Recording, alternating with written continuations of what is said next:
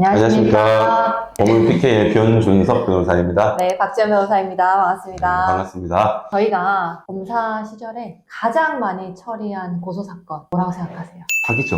사기가 네. 제일 많죠. 다른 검사님들도 마찬가지고 변호사분들도 마찬가지일 거예요. 고소대리를 제일 많이 하는 사건 중에 하나가 네. 사기가 아닐까 생각이 드는데 오늘은 그 사기 사건에 대해서 좀 얘기를 해보고 싶습니다. 근데 사기가 왜 많을까요? 제가 생각할 때는 금융권이 아닌 사인 간의 거래가 좀 빈번한 특징도 있는 것 같고 네.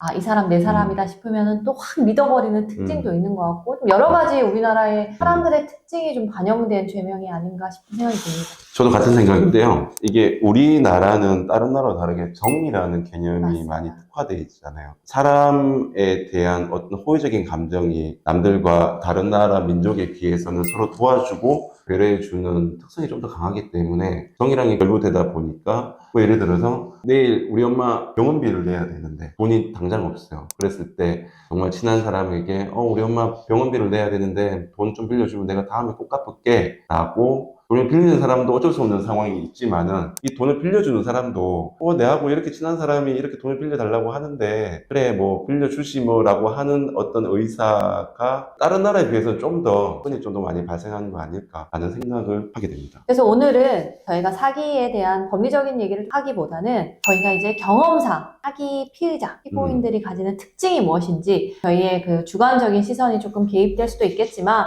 네. 경험에 비추어서 좀 말씀을 해보면 좋을 것 같아요. 좋죠? 네, 사기꾼의 특징이랄까요? 네. 어떤 것들이 있을까요? 제일 큰 거는 말이 많죠?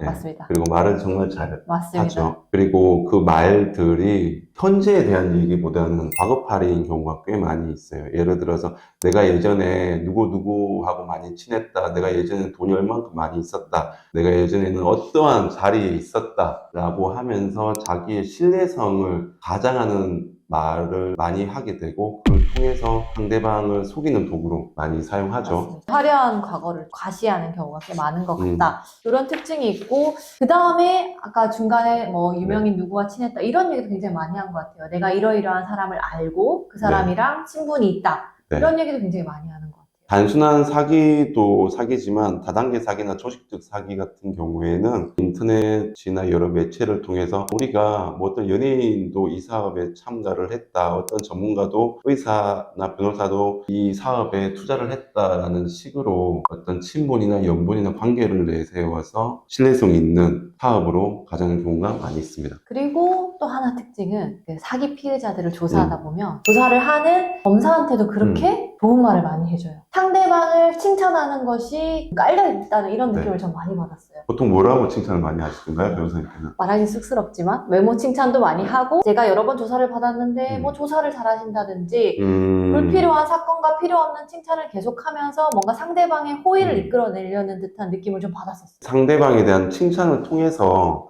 자기가 좀 더 긍정적인 이미지를 이렇게 만들어 보려는 그런 특성이 많은 것 같습니다. 그래서 초반에 관계가 형성되지 않았음에도 불구하고 너무 과도한, 그러니까 자연스럽고 누군가와 다가가기 위한 칭찬이 아니라 너무 과도한 칭찬을 하시는 분들은 조금 의심해 봐야 된다 그런 생각이 듭니다. 맞습니다. 그리고 또 다른 특징은 비현실적인 장밋빛 미래를 제시하는 경우가 많이 있습니다. 이거 관련해 가지고는 사기 사건 관련 피해자분들은 상담을 할 때 제가 정말 자주 드리는 말씀이 있어요. 대표님, 세상에는 공짜가 없습니다 라는 말씀을 자주 드리는데 이 사기꾼들은 이 돈을 투자를 하면 단기간 내에 몇 배의 수익을 제시해 주겠다라느니 고율의 20-30%의 이자를 지급해 주겠다라는 식으로 더 나아가서 이거는 사장님께만 제시해 드리는 거예요. 남들에게 얘기했던 이미 자리가 얼마 안 남았기 때문에 사장님이 이 기회를 잡으시면 나중에 큰 수익을 얻을 수 있을 것입니다 라고 하면서 장밋빛 미래를 제시하면서 사람의 욕심을 발현시키죠. 한마디로 비현실적 미래를 약속하면서 당신에게만 말하는 거다 그런 식으로 다가가는 경우가 좀 많은 것 같은데요. 거기서 좀 이어지는 포인트가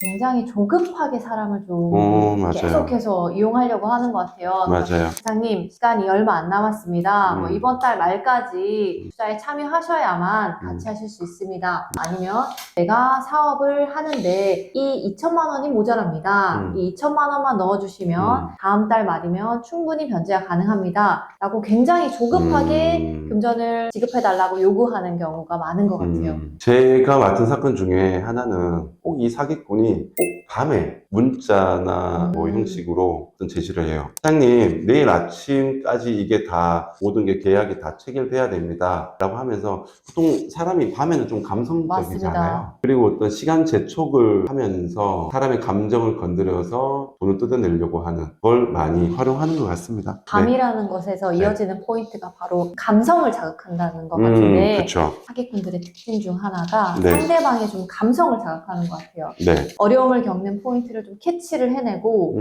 제가 또 했던 사건 중에 하나가 4명의 여성을 동시에 만나면서 그 여성들에게 이제 결혼을 약속하면서 금전을 계속해서 소위 말하는 뜯어낸 경우가 있었는데요. 네. 구속 사건이었는데 네. 이제 정치관에서 궁금해서 과연 어떤 분위길래 이렇게 동시에 4명의 여성이 네. 수억 원을 이 사람한테 다 줬을까 네. 봤더니 그냥 모든 것이 좀 평범해 보이는 그렇죠. 분이셨어요. 맞아요. 네. 그렇게 잘생긴 사람도 아니에요, 네. 보면. 그런데 피해 여성분들 얘기를 들어보니까 자신이 어려운 사정에 있는 것에 대해서 누구보다도 공감을 해주고 외로움을 달래주고 이런 과정이 좀 있었다고 하더라고요. 그러니까 사람의 감성을 이용한 측면도 그렇죠. 있는 것 같습니다. 어떤 감정의 강한 부분과 약한 부분을 정말 잘 건드리고 인간관계에 대한 기술은 탁월한 사람들인 것 같아요. 맞습니다. 여기까지 사기꾼의 특징을 저희가 네. 경험상 알게 된 부분들을 좀 말씀드려봤는데 꼭 이런 특징을 가지고 있다고 해서 사기를 저지른다고 할 수는 없겠지만 관계가 좀 많이 형성되기 전이라면 한 번쯤 의심을 해볼 수도 있겠다 이런 생각이 듭니다. 혹시 또 추가로 사기꾼의 특징이나 뭐 요거에 대해서 말씀하시고 싶은 내용 있으세요? 제일 중요한 그 특징 중에 하나를 또 말씀드리고 싶은 것은 사기꾼들은 증거를 남기지 않습니다. 현금으로 돈을 받거나 아니면 본인 명의가 아닌 제3자 계좌로 받거나 하는 식으로 또 더 나아가서 차용증 같은 문서도 남기지 않습니다. 수사가 시작이 되면 왜 차용증을 남기지 않았나요? 라고 수사기관은 바라볼 수가 있어요. 그런데 우리나라 사람 특징상 돈을 빌려주고 받을 때는